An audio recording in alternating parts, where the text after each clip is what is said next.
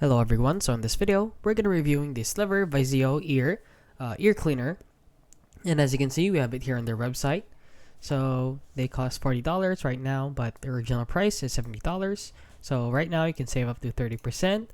And it's basically an ear cleaner. So they claim to be very effective, like here, see what you're doing, not just feel what you feel. So for example, when you are cleaning your ear, they actually have a tiny camera which you can connect to your phone, and you can see what the inside of your ear looks like, so you can navigate inside around your ear. So right here, they have USB-C charging, ear care anywhere, anytime, so you won't have to go to an ear doctor, or you won't have to pay to get your ears cleaned, can be very expensive.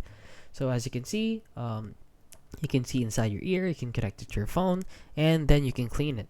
So if you're wondering if this is actually legit or worth the money, I actually have it here on Amazon, and a lot of people are saying that it is really good. They are rated 4.3 out of 5 stars, which they almost have 20,000 global ratings. So cool gadget, surprisingly useful, relief, and super easy. But be careful. Of course, you should be careful when cleaning your ears, since the inside of your ear is very sensitive.